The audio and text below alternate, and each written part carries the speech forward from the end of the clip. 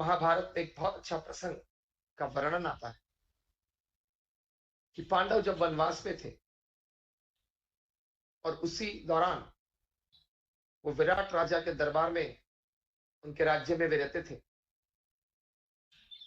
और अर्जुन स्वयं तो एक अच्छे गायक थे, अच्छे कलाकार भी थे।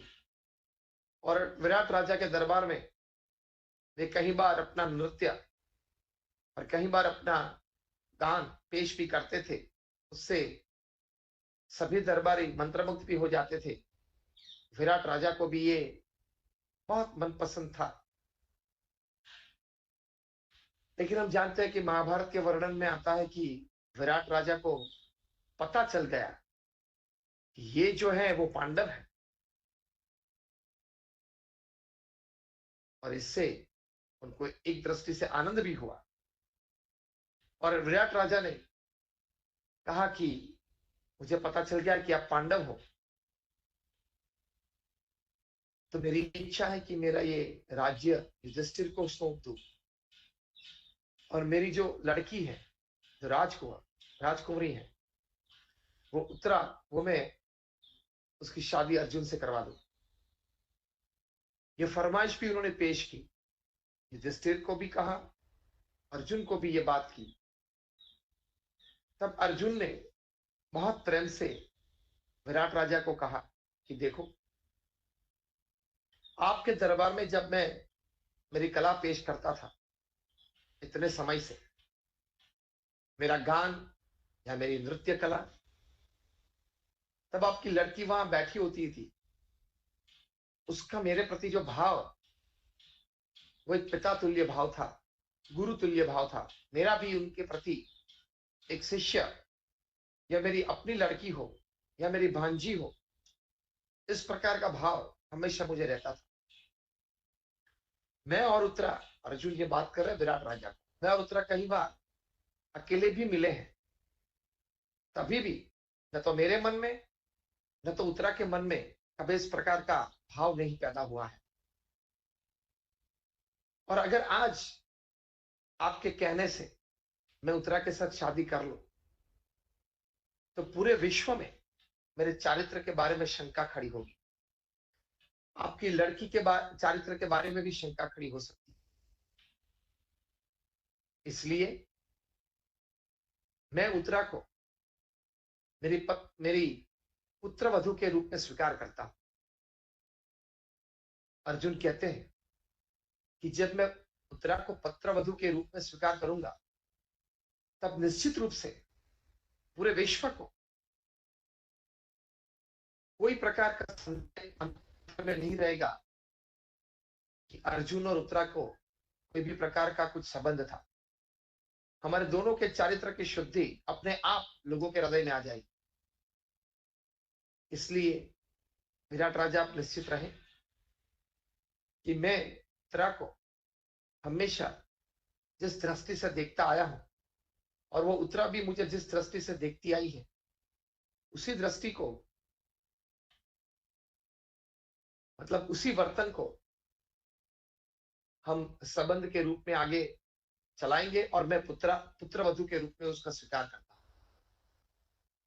तो देखो, ये व्यक्तित्व विकास की बहुत बड़ी बात होती है कि एक स्त्री पुरुष मर्यादा जो शास्त्र अनुसार है, जो हमारे शास्त्र में एक गृहस्थ के रूप में गृहस्थ को ये कहा गया है, एक नारी सदा ब्रह्मचारी स्त्री होती है, तो एक पुरुष सदा ब्रह्मचारी नहीं। और जो त्यागी होते हैं, उसके जीवन में अष्ट प्रकार का स्त्री का त्याग होता है, तो उससे उनका व्यक्तित्व बहुत प्रभावशाली बन जाता है। सिर्फ व्यक्तित्व का विकास नहीं, लेकिन व्यक्तित्व बहुत प्रभावशाली बन जाता है। फुल पर्सनैलिटी उनकी बन जाती है।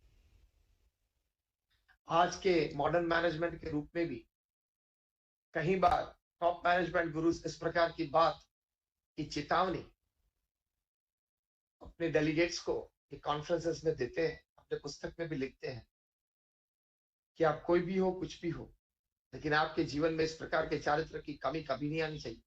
और अगर शायद कभी आई, तो आप कहां भी बैठे हो, आप गिर सकते हो। ये तो अपनी भाषा में बोलते हैं कि आप हीरो में से जीरो बन जाओगे। अभी थोड़े साल पहले information and technology industry, IT industry में एक बहुत बड़ा नाम फनीश मूर्ति, उनके बारे में जो प्रसंग जिस प्रकार से दैनिक पत्रों में छपा था और जिस प्रकार से कोर्ट केसेस में से प्रसिद्ध हुआ था, फनीश मूर्ति इतने बुद्धिशाली थे कि कोई भी आईटी कंपनी को जो आर्थिक रूप में या अपने व्यावसायिक बाजार में बड़ी तकलीफ में हो, उसको एक प्रॉफिट मेकिंग कंपनी, मतलब मुनाफा बनाने वाली कंपनी बना सकते थे 2 साल में, 3 साल। तो एक आईगेट नाम की बहुत बड़ी अमेरिकन आईटी कंपनी, वो निरंतर तकलीफ में रहती थी। उनके बोर्ड ऑफ डायरेक्टर्स ने फनीश मूर्ति को इस कंपनी के सीईओ के रूप में उनको अपनी कंपनी में बिठाया, बड़ी जिम्मेदारी उनको दी और जैसा उनका कौशल्य था, जैसा उनका नाम था, फनीश मूर्ति ने करके दिखाया। सिर्फ 2 साल में आईगेट को मिलियंस ऑफ डॉलर्स ये मुनाफा बनाने वाली कंपनी में छोड़ दिया। लेकिन एक प्रसंग बाहर आया, जिस प्रकार से खबर पत्र में, दैनिक पत्र में वो प्रसिद्ध हुआ था, उस दृष्टि से साथ ही कोई कर्मचारी स्त्री के साथ उनका संबंध था। ये गैर संबंध था, अवैध संबंध था। स्वयं तो शादीशुदा थे, लेकिन एक अवैध स्त्री संबंध था। और अमेरिकन मैनेजमेंट में ये एक सिस्टम है कि अगर आपके कर्मचारी के साथ आपका कोई संबंध शुरू हुए तो आपको टॉप मैनेजमेंट को रिपोर्ट करना पड़ता है। और आपने अगर टॉप मैनेजमेंट को ये बताया नहीं, और अगर आप कोई एसएमएस, व्हाट्सएप या ईमेल से पकड़े गए, then you will have to face the music. फिर आप तकलीफ में आ सकते। फनीश मूर्ति को इस पद से हटाया गया। उनके बोलते हैं कि 30 करोड़ रुपये के, मतलब डॉलर्स में इक्विवेलेंट 30 करोड़ रुपए के जो उनके स्टॉक्स उस कंपनी में थे, वो भी उनसे वापस कंपनी ने ले लिए। उनकी प्रतिष्ठा इतनी बदनाम हुई कि अमेरिका में कोई और आईटी कंपनी ने उनको रखने के लिए हाथ बढ़ाया है। जैसे मैंने कहा, बहुत बुद्धिशाली थे, अनुभव भी बहुत था अपने कार्य क्षेत्र का, ज्ञान भी बहुत बड़ा था, और वो ज्ञान वास्तविक रूप में परिवर्तित करके कहीं बड़ी कंपनी को उन्होंने मुनाफा करवाया था। लेकिन जब चारित्र की कमी आई, तब कोई बात खड़ी नहीं रही, सभी बात उनके हाथ में से चली गई। जो बात भगवान स्वामीनारायण ने समग्र शास्त्र के सार रूप वचनामृत में यह बात लिखी है। उन्होंने कहा है कि जब यह स्त्री पुरुष मर्यादा में प्रश्न आता है, मतलब निष्काम धर्म में प्रश्न आता है, तब कोई बात खड़ी नहीं रहेगी। मूल अक्षर मूर्ति गुणातीतानंद स्वामी ने भी ये बात लिखी है कि सब कुछ चला जा सकता है। तो यही बात बनी इनसे।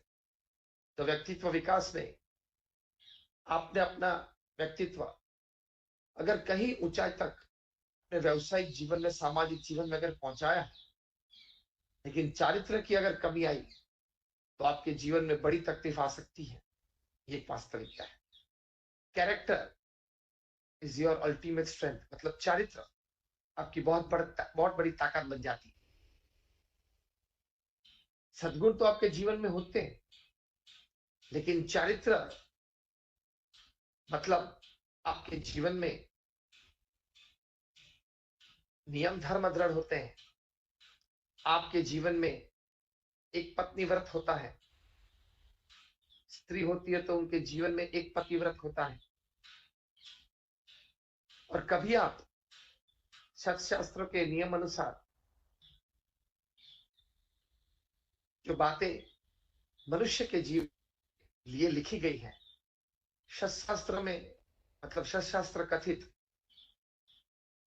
जो भी सद्गुण है, जिस प्रकार का एक आदर्श मनुष्य जीवन जीना चाहिए, वो आपके जीवन में संपूर्ण हो, आपका चारित्र खिल उठता है। आपका चारित्र, आपके जीवन में जो स्त्री पुरुष की मर्यादा होती है, उससे बहुत, जितनी इतनी मर्यादा आपके जीवन में दृढ़, उससे ये चारित्र बहुत खिल उठता है।